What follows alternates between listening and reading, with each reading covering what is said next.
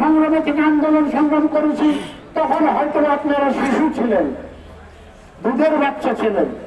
সর্বকালের সর্বশ্রেষ্ঠ এবং সবচেয়ে জনপ্রিয় রাষ্ট্রনেতা জিয়া রহমানকে নিয়ে যখন কেউ কটূক্তি করে বা অবমাননা করে, আমরা যারা বিএনপি দলকে ভালোবাসি, এ দলের জন্য যারা পথে ঘাটে মাঠে প্রান্তে দলের জন্য নানা গত 17টা বছর সহ নানাভাবে নিগৃহীত হয়েছি, নির্যাতিত হয়েছি, তারা কেউ এটা সহ্য করতে পারে না। দল বাংলাদেশ জাতীয়তাবাদী দল, এ দলের লোকরা খুব ধৈর্যশীল, আপনারা জানেন। কিন্তু ধৈর্যতা মানে এবং উদারতা মানে ভদ্রতা মানে দুর্বলতা না। আমি সতর্ক করে দিতে চাই, জিয়া পরিবার, জিয়া রহমান আমাদের অঙ্গ। জিয়া রহমান আছে বলে আমরা তার নাম নিয়ে, তার পরিবারের নাম নিয়ে আমরা এই দলটাকে ভালোবাসি। জিয়া রহমানকে ভালোবাসি বলে, বাংলাদেশ জাতীয়তাবাদী দলকে ভালোবাসি বলে আমরা দেশে শত শত নির্যাতন, খুন, হত্যা, গ্রেফতার হয়ে কখনো আমরা স্বৈরাচারের সাথে আপোষ করিনি।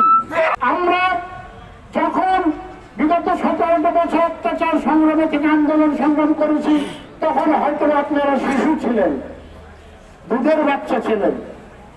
আজ আপনারা কত বড় আপনারা, আমি বলবো বেয়াদবের মতো কথা বলছেন জিয়া রহমানকে নিয়ে, এবং নানাভাবে ষড়যন্ত্র করে যাচ্ছেন যেন আগামী দিনে একটা সুন্দর নির্বাচন না হয়। এইটুকুই বলতে পারি, মহান আল্লাহ তাআলা যদি আমাকে সুযোগ দেন, দল যদি আমাকে মনোনয়ন দেয়, আমি আমার দলের মতো হতে না পারলেও এমন কিছু করবো না যাতে আমার দলে এবং আমার মহিলার কোনো বদনাম হয়। আমাদের দেশে আপনারা জানেন, বিশেষ করে মানিকগঞ্জ এলাকায় মাদকাসক্তি যুবক যারা অনেক বেড়ে যাচ্ছে। আমি বলবো না এটা শাস্তির ব্যবস্থা, শাস্তি বা অন্য কিছু, এটা সাময়িক একটা ব্যাপার।